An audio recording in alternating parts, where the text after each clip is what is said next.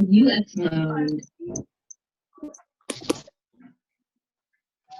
Airplane mode, Bluetooth mode. Yeah, we have Bluetooth connected with us.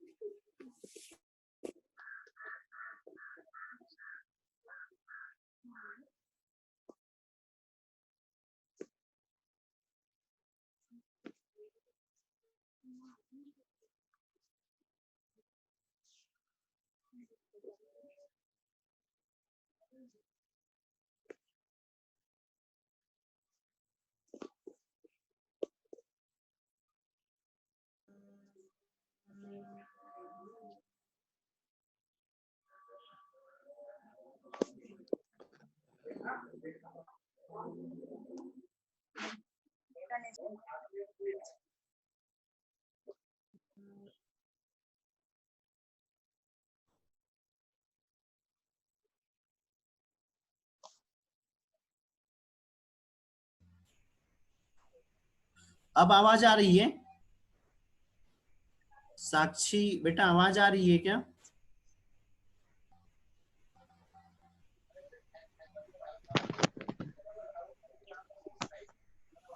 Ji sir, ठीक है ठीक है, शायद वो नेट के लिए थोड़ा सा दिक्कत कर रहे हैं इसीलिए। ठीक ठीक है। तो डिलीटेशन बता रहा था, है ना? डिलीटेशन में क्या चीज हुई? जीन डिलीट हो गया, उसके कारण कोई नया लक्षण उत्पन्न हो गया, है ना? एडिशन में क्या हुआ? कोई नया जीन आके ऐड हो गया तो नया लक्षण उत्पन्न हो जाना, है ना? रिप्लेस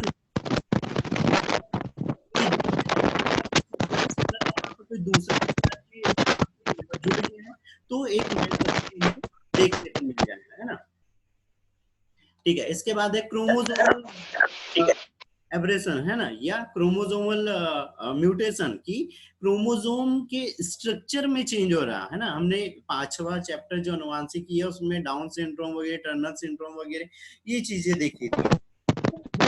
नंबर में चेंज हो रहा था, यहाँ पे स्ट्रक्चर में चेंज हो रहा है। अगर स्ट्रक्चर में चेंज हो रहा है, जैसे मान लो अगर गुणसूत्र जैसे हम उसकी आकृति देख रहे थे तो ये ऐसा था, मान लो, है ना, वी शेप में था, यहाँ पे सेंट्रोमियर जुड़ा था। किसी कारण से एक भुजा बड़ी रहेगी और एक भुजा छोटी रहेगी, ये हो गया, इसका स्ट्रक्चर में ही चेंज हो गया। ये वाला नॉर्मल था, ये वाला इसके स्ट्रक्चर में को देखने को मिल जाएगा, है ना। तो यहाँ पर जैसे आप डिलीट, मतलब वही चीज डिलीट होगा ना, तो ट्रांसलोकेशन मतलब वो जिस स्थान पे यहाँ सेंटर यहाँ पर करेंगे तो ये ऐसे दो जीनों के बीच में क्या हो रहा है, क्रॉसिंग ओवर होता है ना, ये क्रॉसिंग ओवर होता है ना। तो क्रॉसिंग ओवर हो रहा था, एक स्थान से ऐसे चेंज हो रहे थे, तो ये कहां से हो रहे थे, जहां से सेंट्रोसोम यहाँ पर उपस्थित था, सेंट्रोमियर उपस्थित था, वहां से ये चेंज कर रहा था। लेकिन अगर ये सेंट्रोमियर यहाँ से ना होकर अगर यहाँ पर बन गया तो ये क्रॉसिंग ओवर कहां से करेगा, ये भुजा यहाँ से, मतलब जो गुणसूत्र की अदला बदली होंगी वो यहाँ से होने लगेंगी, है ना। तो उसके कारण चेंज हो जाएगा और यहाँ पे हमको नए जीन अगली पीढ़ी में जहां से जाना चाहिए था, जिस भुजा के साथ जाना चाहिए था, जिस आर्म पे, वहां पे नहीं जाएंगे, जिसके कारण हमको एक नया लक्षण हमको देखने को मिल जाएगा, है ना।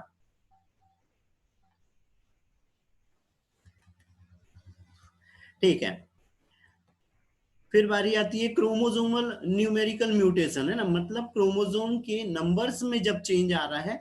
तो जैसे हमने एनिप्लाइडी देखा था, है ना, तो एनिप्लाइडी मतलब क्या हो रहा है कि गुणसूत्र की संख्या में कमी आ जा रही है, तो उसके कारण जो यहाँ पे नए लक्षण हमको देखने को मिल रहे हैं वो चीज, है ना। दूसरी चीज हो रही है यूप्लॉइडी, है ना। यूप्लॉइडी का मतलब क्या हो रहा है कि गुणसूत्र की संख्या में वृद्धि हो गई है, गुणसूत्र बढ़ गए हैं, है ना। तो ये वर्डिंग याद कर लेना, एनुप्लाइडी मतलब एक गुणसूत्र की कमी होना, है ना। जैसे उदाहरण के लिए मान लो मनुष्य में क्या चीज हो रही थी कि गुणसूत्र कैसे हो रहे थे, 46 हो रहे थे, ना। तो यहाँ पर माइनस हो जाना है एक गुणसूत्र, तो यहाँ पर क्या बचना है, 45, है ना, 45 बच जाना है, 45 गुणसूत्र बच जाना है ना। ये किस में हो रहा है, एनुप्लाइडी में। यूप्लाइडी में क्या चीज हो रहा है कि 46 गुणसूत्र है प्लस इसमें एक और हो जा रहा है, ये एक्स गुणसूत्र जुड़ गया, तो ये कितने हो गए टोटल नंबर में, 47 हो गया। अब इनका जो क्रोमोसोमल मेकअप रहेगा, क्रोमोसोमल मेकअप क्या हो गया कि ऑटोसोम, है ना, ऑटोसोम गुणसूत्र कितने, एक सेकंड, एक कौन, ऑटोसोम गुणसूत्र कितने हो गए यहाँ पर, 45 हो गए, है ना, नहीं कहाँ गया, ऑटोसोम गुणसूत्र क्या चीज हो रहे थे, 44 थे, है ना। सेक्स गुणसूत्र कितने हो रहे थे इस समय, एक्स, मान लो एक्स और वाई हो रहे थे, लेकिन हमने क्या बोला, एक और गुणसूत्र प्लस हो रहा है, मतलब यहाँ पे एक और गुणसूत्र बन गया, है ना, जुड़ गया, है ना। ये 46 था पहले, यहाँ पे ये 46 था, तो 47 हो रहे थे, तो ये 44 कितने हैं, ऑटोसोम है, का एक गुणसूत्र है, एक क्या है, लिंग गुणसूत्र, एक और एक्स गुणसूत्र जुड़ गया, तो इसका क्रोमोसोमल मेकअप में क्या हो गया, एक गुणसूत्र यहाँ पे ज्यादा आ गया, तो टोटल नंबर ऑफ क्रोमोसोम हो गए यहाँ पे 47, है ना। तो इसके कारण भी हमको नए लक्षण देखने को मिल जाते हैं। तो ये है म्यूटेशन, है ना।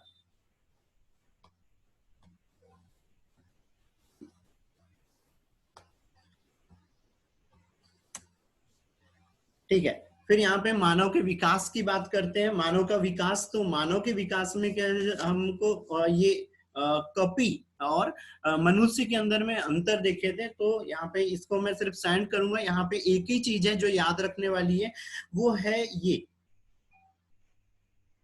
इसकी क्रेनियल कैविटी, है ना, क्रेनियल कैविटी की क्षमता कितनी है ना। और ये कपी, यहाँ पे ये और भी दिए हुए, चिंपैंजी की दी है, गोरिल्ला की दी हुई है, गिबन की दी हुई है ना। तो इनकी कैपेसिटी याद रखना है, क्रेनियल कैपेसिटी मतलब मस्तिष्क की क्षमता कितनी है। तो जो ह्यूमन है उसकी 450 से 600 सीसी है, जो करेंट में अभी होमोसेपियंस है ये। और जो ऐप था, कपी था, उसकी थी, उसमें फिर अलग अलग थे, तो जैसे गिबन हो गया उसकी 100 सीसी थी, है ना। चिंपैंजी हो गया उसकी 400 सीसी थी, गोरिल्ला हो गया 520 सीसी थी, है ना। तो ये चीज याद रखना है आगे के एग्जामों के लिए ना, और ये कुछ इसमें पूछा भी है ना।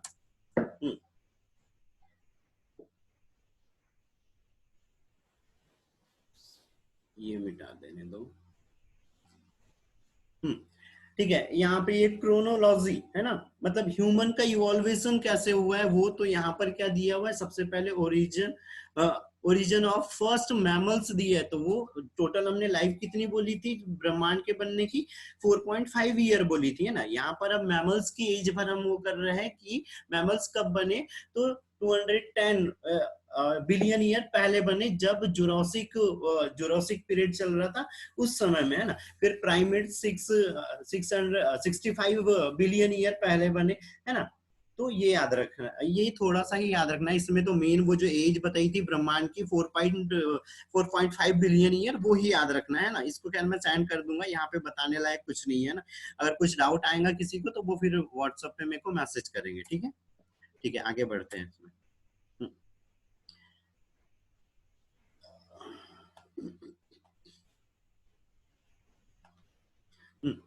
यहाँ पर ये स्ट्रक्चर देख लो, होमोसेपियंस है ना, लेकिन कौन सा, निडेरिथल ह्यूमन, उसका कैसा सर था, खोपड़ी बड़ी थी, जबड़ा छोटा हुआ था, है ना। होमो इरेक्टस, जिसको हम जावा ऐप मेन भी बोलते हैं ना, इसकी कैसा था, सर बहुत बड़ा था, जबड़ा बहुत नीचे आया हुआ था।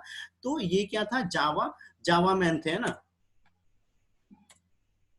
फिर ये होमोसेपियंस निडेरियस, ये अभी बता दिया जावा। हाँ, पैकिंग मैन दरअसल कहाँ पे पाए गए थे, ये भी याद रखना। चाइना की जो पैकिंग गुफा थी उसमें इसके जीवाश्म मिले थे। और ये साइड में आपको एक और डायग्राम दिख रहा होगा, इसमें देखो अलग अलग, जैसे ये नीचे वाला क्या है, होमो इरेक्टस है, ये निडेरियस है, और ये वाला क्या है, होमोसेपियंस है। तो इनकी जो ब्रेन की कैपेसिटी है ना, या ब्रेन का आकार देखो बड़ा होते जा रहा है और जबड़े का आकार छोटा। पहले क्या था, जबड़े का आकार बड़ा था। क्यों ऐसा था, क्योंकि यहाँ पर क्या चीज हो रही थी, जब पुराने टाइम में ह्यूमन था वो कच्चा मांस वगैरह खा रहा था, है ना, तो उसको एनर्जी ज्यादा लग रही थी, है ना। अभी क्या कर रहा है, वो फूड मेथड्स सीख गया है, खाना बनाना सीख गया है, तो वो पकी हुई चीजें खाता है, जिसके कारण उसको जो एनर्जी है, वो एनर्जी ऐसे एक्स्ट्रा एनर्जी भोजन को चबाने वगैरह में या डाइजेस्ट करने में यहाँ पर नहीं लग रही है। सिर्फ क्या लग रही है, उसको अपने बॉडी की जो फिजियोलॉजिकल यहाँ पे फंक्शन हो रहे हैं, मतलब जो उसकी शारीरिक क्रियाएं हो रही है, उसके लिए भर उसको एनर्जी चाहिए। तो उसकी ब्रेन की कैपेसिटी क्या हुई, विकसित होती गई। उसी के कारण हम क्या बोलते हैं कि आदि मानव से आधुनिक मानव का विकास हुआ, है ना।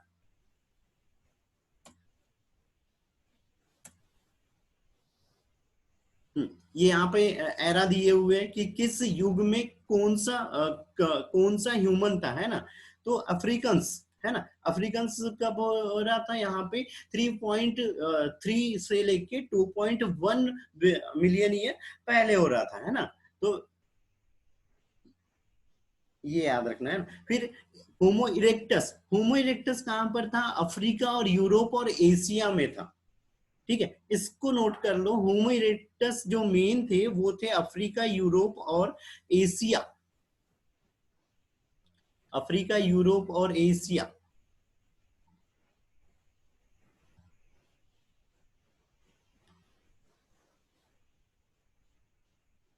ठीक है, चेंज करते हैं ये और भी थोड़ा सा। अच्छा ठीक है, यहाँ पे ठीक है, ये जो चार्ट अब यहाँ पे दिख रहा है, ये भी ह्यूमन का ही विकास के बारे में। अब यहाँ से आप लोगों को जो नोट करने वाली चीज है, ये मैं जितने लोग व्हाट्सएप पे भेज देंगे, मैं उतने लोगों को यहाँ पे ये सेंड कर दूंगा पीपीटी। तो इसमें से नोट करना है ना। और क्या नोट करना है, मेन जो यहाँ पे इसकी क्रेनियल कैपेसिटी दी हुई है, ये क्रेनियल कैपेसिटी अब याद रखना है सारे इसकी। ठीक है, ये आपके बोर्ड एग्जाम में भी पूछेगा, नीट अगर आप दे रहे हैं तो नीट में भी पूछेगा, और अगर जीएनटी वगैरह दे रहे हैं तो उसमें भी ये पुराने क्वेश्चंस काफी आए। अच्छा, मैं सारे लोगों को एक बार अनम्यूट कर रहा हूँ, मेरे को कुछ चीज बताना था, आंसर भी चाहिए थे ना। सारे लोग लगभग अनम्यूट है। एक चीज बता दूं बेटा सारे लोगों को कि नीट की डेट दे दी गई है जुलाई 26 जुलाई। ठीक है, 26 जुलाई को मे बी नीट के एग्जाम हो सकते हैं, अगर कंडीशन अच्छी रही तो। ठीक है, तो इस बारे में थोड़ा सा नोटिफिकेशंस देखते रहना सारे लोग, क्योंकि नीट के एग्जाम एनटीए ने डेट अभी डिसाइड करी, पहले 24 जून करी थी, लेकिन ये कोरोना के चक्कर में थोड़ा सा और उसको डिले कर दिया है। तो अब डेट, जो नई डेट नीट के लिए अनाउंस करी है एनटीए ने, वो करी है 26 जुलाई, है ना। और वो भी 1 वीक तक हो सकते हैं, 18 जुलाई से लेके 26 के बीच में कभी भी अलग अलग टाइमों में हो सकते हैं, ना। किसी को कुछ इसमें डाउट है क्या? अच्छा, नीट वाले कितने लोग हैं यहाँ पे? ठीक है, मेरे को मैसेज छोड़ देना सारे लोग जो भी नीट वाले हैं ना।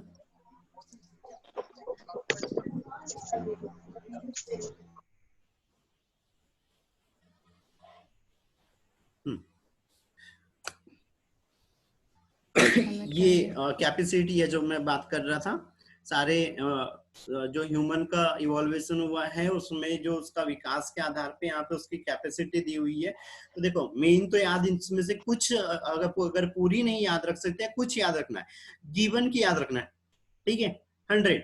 उसके बाद गोरिल्ला की याद रखना है कि 520 cc, है ना। उसके बाद जावा मैन की याद रखना है, ठीक है। फिर उसके बाद में मॉडर्न ह्यूमन की याद रखना है, तो मॉडर्न ह्यूमन की है 1450 cc से लेके 1600 cc तक, ये कैपेसिटी है यहाँ पे।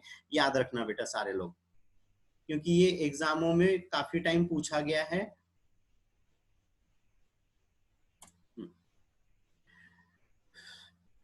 ठीक है, ये अभी विकास के अंदर में ही है, ये भी 7 चैप्टर में, लेकिन यहाँ पर इतना ज्यादा इसका हम डिटेल नहीं करेंगे, क्योंकि जब हम पौधों का क्लासिफिकेशन देखते हैं तब ये सारी चीजें हम और ज्यादा डिटेल में देखेंगे, है ना। तो पौधों का विकास अभी अभी नहीं, है ना। फिर ये जुरासिक वाला, ये मैं बता चुका हूँ कि डायनासोर्स कैसे यहाँ पे पहले जो थे सी वाले एनिमल्स थे, समुद्री जीव थे, उसके बाद में एम्फीबियंस आए, फिर रेप्टाइल्स आए, रेप्टाइल से फिर मैमल्स बने, बर्ड बने, है ना। तो ये उसका विकास के बारे में बता चुका हूं पहले ही, है ना। ये वो एज बता रहा था, जो एज हम कितनी एज पहले यूनिवर्स बना, सोलर सिस्टम कब बना, अर्थ कब बनी, है ना। कब जुरेसिक काल था, कब ह्यूमन एरा आया, है ना, कब रेप्टाइल एरा था। तो उसकी एज यहाँ पर दी हुई है, तो ये सारे को मैं सेंड करूंगा, ये सब आपको नोट करना पड़ेगा, ठीक है।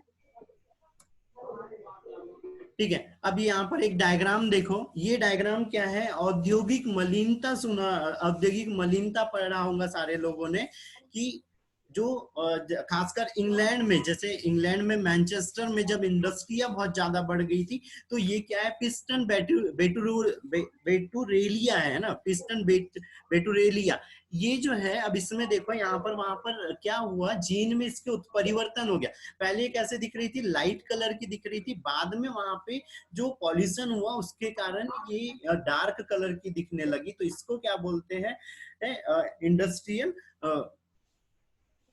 इसको इंडस्ट्रियल मेमोलॉजी, है ना।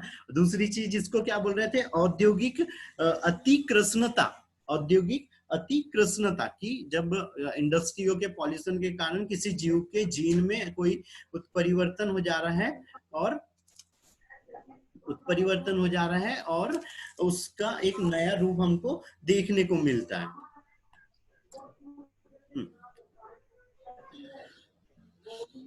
अब मैं सारे लोगों को अनम्यूट कर रहा हूँ, क्वेश्चन आंसर वाला चालू करते हैं, ये चैप्टर हो गया है ना। तो यहाँ पर अब मेरे को क्वेश्चन आंसर बताना, हमारे पास ज्यादा टाइम नहीं है, जो क्लास की जो ऐप है उसका टाइम लिमिट 40 मिनट है, जिसमें से अब 9 मिनट भर बचे हैं ना।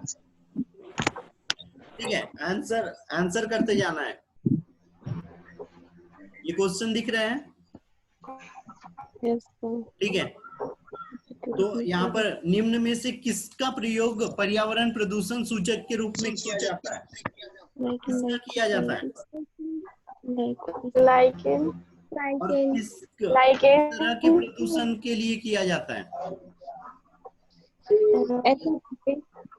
लाइकेन किस तरह के प्रदूषण, किसके प्रदूषण के लिए? SO2, sulphur dioxide.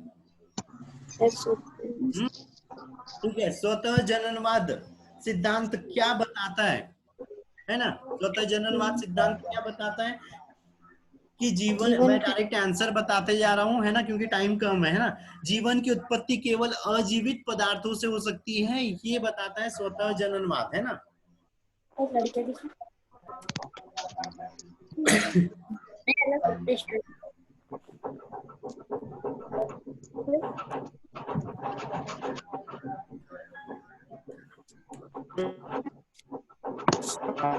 अच्छा, ये वाले पेज पर सारे को क्वेश्चन दिख रहे हैं क्या? नहीं दिख पा रहे होंगे ना।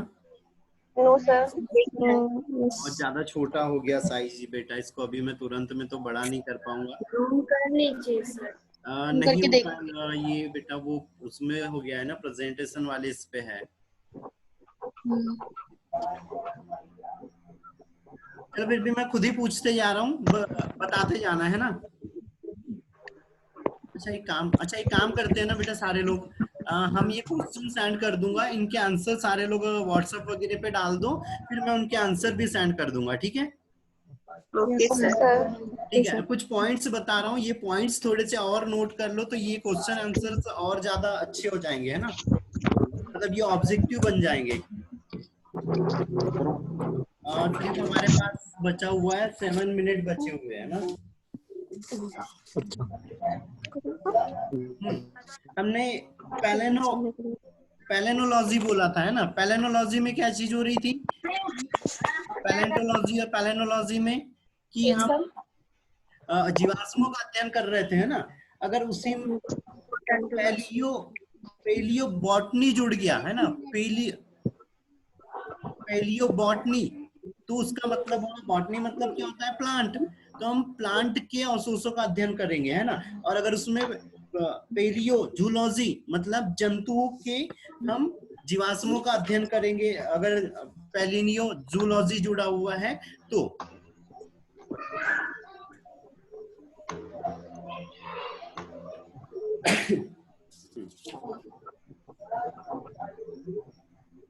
ठीक है, अगला पॉइंट इसमें नोट करो, लाइकिन। अच्छा, ये लाइकिन वाला भी बता दिया, SO2 सल्फर डाइऑक्साइड का सूचक है ना।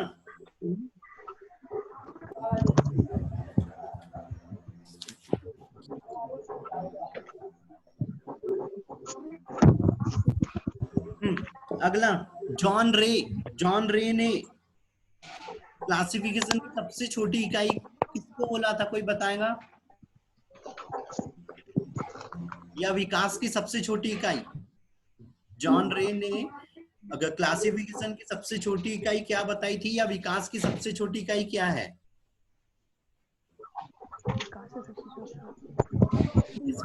वो स्पोर के फॉर्म में होता है।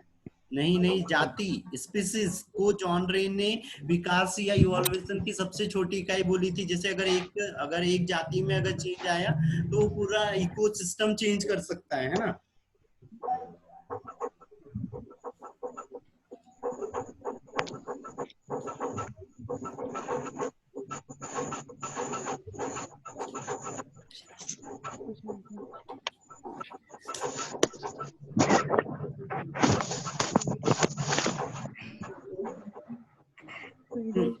सबसे पहले जो ह्यूमन के जीवाश्म थे वो कहाँ पर मिले, पुराने वाले होमो इरेक्टस के। तो होमो इरेक्टस के कहाँ पर पाया जा रहा था, एशिया, यूरोप और अफ्रीका में। तो कहाँ पर उसके जीवाश्म भी कहाँ पर आएंगे, एशिया, वो अफ्रीका, यूरोप और एशिया में, है ना।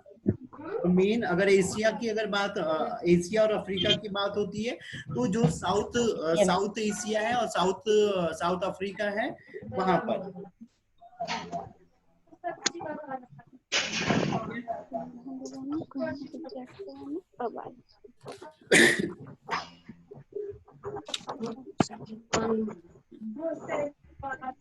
फिर ऑस्ट्रेलियोपेथिकस का जीवाश्म रेमंड डार्ट, ऑस्ट्रेलियोपेथिकस के जीवाश्म को रेमंड डार्ट ने खोजा था, है ना। होमो इरेक्टस को जावा में नाम ड्यूबायस ने दिया था, ड्यूबायस।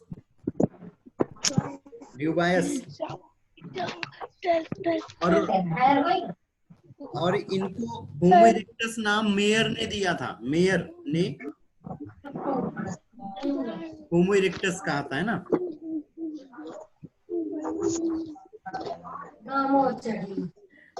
ठीक है, उसके बाद में जावा मैन, है ना, जो होमो इरेक्टस इरेक्टस थे, है ना, इसका जो जावा मैन है उसका वैज्ञानिक नाम याद रखना है होमो इरेक्टस इरेक्टस। और इसी ने सबसे पहले आग आग का यूज करना सीखा था, है ना, आग के द्वारा खाना बनाना सीखा था। उसके बाद होमो सोलोनेनेसिस, होमो होमो सोलोनेनेसिस, होमो सोलोनेनेसिस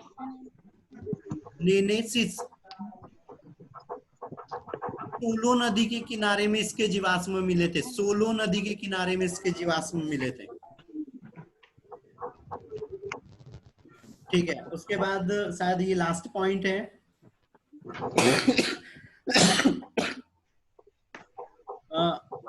होमो सेपियंस क्रोमैगनन, क्रोमैगनन, इसको नोट करना, क्रोमैगनन, क्रोमैगनन यूरोप, पूर्वी यूरोप में,